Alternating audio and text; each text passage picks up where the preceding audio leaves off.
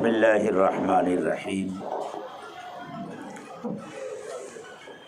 میرے بزرگوں، دوستوں اور نوجوانوں، کل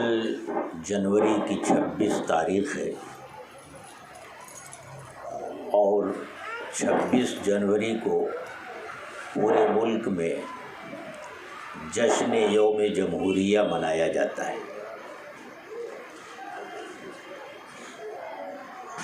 آپ کو یہ معلوم ہونا چاہیے کہ 150 سال کی جد و جہد کے بعد اور ہزاروں اور لاکھوں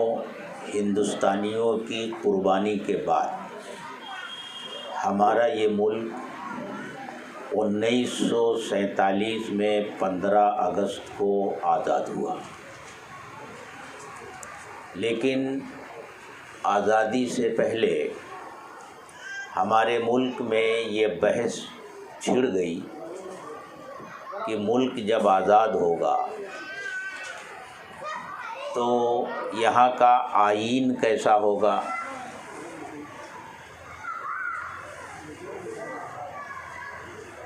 تو مختلف باتیں اس وقت سامنے آتی رہیں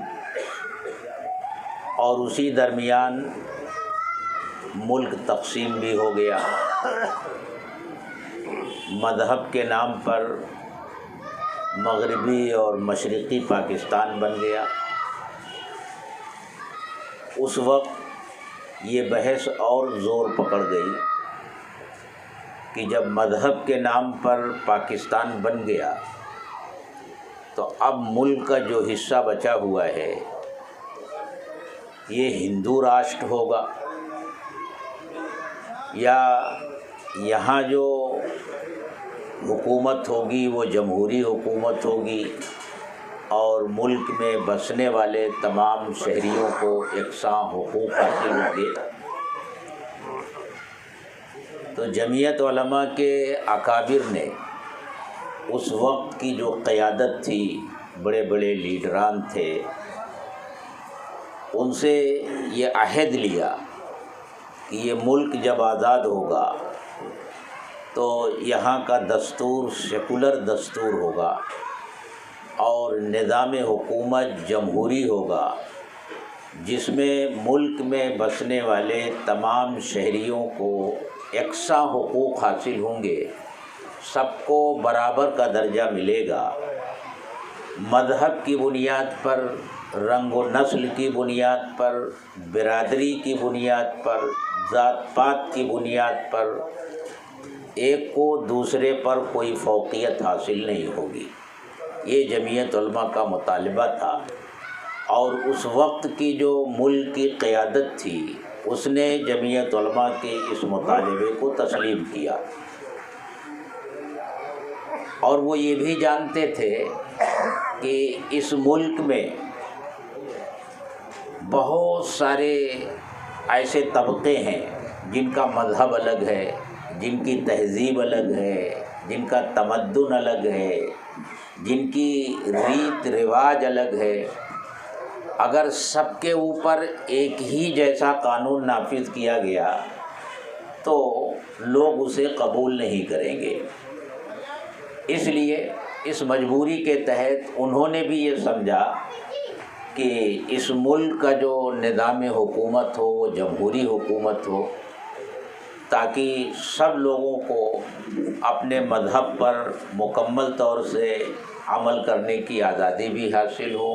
ان کی ریت رواج بھی محفوظ ہوں، ان کی زندگی گزارنے کا طریقہ جو ہے اس میں بھی کوئی مداخلت نہ کرے۔ وہ یہ سمجھتے تھے کہ اسی طرح اس ملک میں امن و امان قائم رہ سکتا ہے۔ تو یہ فیصلہ ہوا کہ یہاں جو آئین بنے گا، جو قانون بنے گا، وہ سیکولر ہوگا، سب کو اس میں یکساں طور سے حقوق حاصل ہوں گے۔ یہ دستور بنا اور یہ بن کر کے تیار ہوا 1949 میں۔ 1949 میں یہ بن کر تیار ہوا، پھر منظوری ملی، اور 1950 میں 26 جنوری کو یہ قانون اور یہ دستور پورے ملک میں نافذ ہوا۔ تو ہمارے لیے دو موقع آتے ہیں، ایک موقع جب یہ ملک آزاد ہوا اور انگریزوں کو ہم لوگوں نے مل کر کے، پورے ملک کے شہریوں نے مل کر کے بڑی بڑی قربانیاں دے کر کے یہاں سے بھگایا۔ وہ 15 اگست 1947 کا دن تھا، اور اس کے 3 سال کے بعد جو دستور نافذ ہوا، آئین نافذ ہوا 1950 میں، وہ یہ جمہوری دستور اور سیکولر دستور ہے۔ ہم سب کو یہ معلوم ہونا چاہیے کہ اس ملک میں رہنے والے تمام شہریوں کو جو ایک جیسا حق حاصل ہے، سب کو ووٹ دینے کا حق حاصل ہے، اور سب کو اپنے مذہب پر عمل کرنے کا حق حاصل ہے، اپنی عبادت گاہیں بنانے کا حق حاصل ہے، اپنے مذہب کی تبلیغ کرنے کا حق حاصل ہے، تقریر اور تحریر کا حق حاصل ہے۔ ہم جو چاہتے ہیں تقریر کرتے ہیں، پروگرام کرتے ہیں، بولتے ہیں، کوئی پابندی نہیں ہے۔ یہ اسی جمہوری دستور کی بنیاد پر ہمیں حاصل ہے۔ اب جو حکمراں طبقہ ہمارے ملک میں آیا ہے، وہ یہ چاہتا ہے کہ یہاں ہندو راشٹر قائم کیا جائے اور جمہوریت کو ختم کر کے ایک جیسا قانون سب کے اوپر نافذ کر دیا جائے۔ تو اس وقت جمہوریت کے لیے بڑا خطرہ پیدا ہو گیا ہے، اور خاص طور سے اب جمہوریت کا تحفظ اور یہ باقی رہے۔ پورے ملک کے شہریوں کی یہ ذمہ داری ہے کہ اس کی حفاظت کے لیے آگے آئیں، اور خاص طور سے مسلمانوں کے لیے یہ بہت ہی اہم چیز ہے، کیونکہ ہمیں جو کچھ بھی حاصل ہے اسی دستور کے جمہوری ہونے کی وجہ سے حاصل ہے۔ جس دن یہ جمہوری دستور اس کے اندر سے سیکولر کردار ختم کر دیا جائے گا، آپ سمجھ لیجئے اسی دن ہم لوگ اس ملک کے 2 نمبر کے شہری بن جائیں گے۔ ہم سے ووٹ کا بھی حق چھینا جا سکتا ہے۔ ہمارے ساتھ ابھی صرف عملاً دوہری پالیسی اختیار کی جاتی ہے، 2 طرح کی باتیں ہوتی ہیں، لیکن پھر وہ تو دستور انہیں اجازت دے دے گا، ان کے لیے الگ ہوگا، ہمارے لیے الگ ہوگا۔ اس لیے اس یوم جمہوریہ یعنی 26 جنوری کی اس اہمیت کو ہم مسلمانوں کو اچھی طرح سمجھنا چاہیے، یہ باقی رہے اس کے لیے کوشش کرنی چاہیے، اور خاص طور سے ہماری جو نوجوان نسل ہے وہ آزادی کی تاریخ سے بھی پوری طرح واقف نہیں ہے، اور جمہوری نظام کیسے نافذ ہوا، کن لوگوں کی کوششوں سے نافذ ہوا، اس سے بھی واقف نہیں ہے۔ انہی ساری چیزوں کو بتانے کے لیے، واقف کرانے کے لیے 26 جنوری یعنی کل جمعہ کے دن مغرب کی نماز کے بعد آپ کے سراج العلوم کے گراؤنڈ میں یہ یوم جمہوریہ کے عنوان سے پروگرام رکھا گیا ہے۔ شہر کے بہت سارے مقتدر حضرات اس میں تشریف لائیں گے، اور خاص طور سے حضرت مولانا ارشد مدنی دامت برکاتہم العالیہ کے صاحبزادے حضرت مولانا اظہر مدنی صاحب ہمارے مہمان خصوصی ہوں گے۔ وہ اس پروگرام میں خطاب فرمائیں گے، اور پورے تھانے ضلع سے جمعیت علماء کی جو 10 یونٹیں ہیں، شہر تھانہ میں، ممرہ میں، کلیان میں، الہات نگر میں، امبرناتھ میں، میرا روڈ میں، اور خود بھیونڈی کی یونٹ ہے، 11 یونٹیں ہیں، وہاں کے ذمہ داران بھی کل تشریف لائیں گے۔ یہ جمعیت علماء بھیونڈی کا پروگرام ہے، یہ مدرسے کا پروگرام نہیں ہے۔ مدرسے کا پروگرام تو انشاءاللہ ابھی 18 فروری کو ہونے والا ہے، تو وہ جس انداز سے ہوتا ہے اس انداز سے وہ پروگرام ہوگا۔ یہ پروگرام اس انداز سے نہیں ہوگا۔ اس پروگرام میں تو ہم لوگ کھانے کا جو بندوبست کرتے ہیں بڑے پیمانے پر کرتے ہیں، لیکن یہاں کھانے کا جو انتظام ہوگا صرف باہر سے ہمارے جو مہمان آئیں گے ان کے لیے ہی کھانے کا انتظام ہوگا۔ اب ہم سب کو مل کر کے اس پروگرام کو کامیاب بنانا ہے۔ اس سلسلے میں سب سے پہلی بات تو یہ ہے کہ یہ جو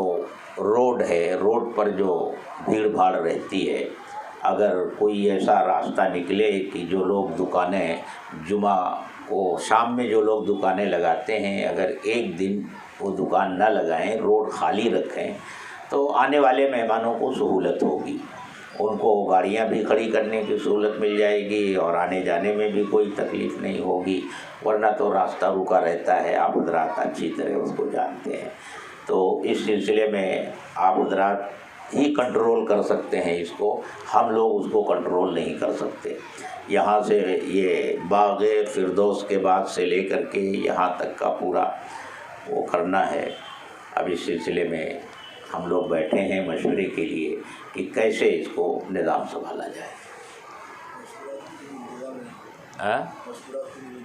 اچھا، اور دوسری بات یہ ہے کہ ہمارے یہاں اب جو بھی پروگرام ہوتا ہے سراج العلوم کا، اس میں خواتین کے لیے مستورات کے لیے بھی دوسرے گراؤنڈ میں انتظام کیا جاتا ہے۔ ہم لوگوں کے درمیان یہ بات آئی کہ بھئی خواتین کے لیے مستورات کے لیے انتظام کیا جائے کہ نہ کیا جائے، تو یہ ہوا کہ بھئی آخر ان کو کیوں نظر انداز کیا جائے، ان کو بھی یہ ساری باتیں معلوم ہونی چاہیے کہ آزادی میں ہم نے کیا قربانیاں دی ہیں اور ملک کا جمہوری نظام جو ہے وہ ہمارے لیے کتنا مفید ہے، یہ نظام نہیں رہا تو ہمارے لیے کیا نقصانات ہوں گے، ان کو بھی جاننا ضروری ہے۔ تو یہ ہوا کہ ان کا بھی انتظام کیا جائے۔ تو انشاءاللہ یہ بغل والے گراؤنڈ میں جہاں مدرسے کے جلسے کے موقع پر خواتین کے لیے انتظام ہوتا ہے، یہاں ان کے لیے انتظام کیا جائے گا۔ اس لیے میری گزارش بھیونڈی کے تمام شہریوں سے، مرد حضرات سے بھی اور خواتین سے بھی گزارش ہے کہ اس پروگرام میں کثیر تعداد میں شریک ہو کر کے اس پروگرام کو کامیاب بنائیں۔ بات ہو گئی۔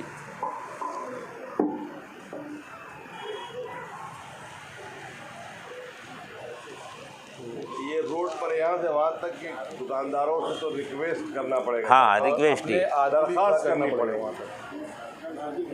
ہاں باغ فردوس تک اپنے آدمی بھی کھڑے کرنا ہوگا، تو تھوڑا سا کنٹرول کریں ٹریفک کا، اس لیے کہ وہاں پر بہت زیادہ جام ہو جاتا ہے اپنے موڑ پر خاص طور سے۔ نہیں وہ بس اصل میں جب مولانا کو آنا ہوگا نا، جس وقت مولانا آئیں گے اسی وقت تھوڑا سا مسئلہ زیادہ رہے گا، ان کی گاڑی آئے گی اور ان کا فلائٹ 5:30 بجے بمبئی ایئرپورٹ پر اترے گا۔ اب سمجھ لیجئے کہ لگ بھگ 1.5 گھنٹہ تو لگ ہی جائے گا۔ 6 بجے تک تو باہر آئیں گے، 7 ساڑھے 7 بج جائے گا یہاں پہنچنے میں، 7:30 بجے گا۔ باقی مہمان تو اور پہلے آ جائیں گے، لیکن مولانا جو ہمارے مقرر خصوصی ہیں وہ 7:30 بجے پہنچیں گے۔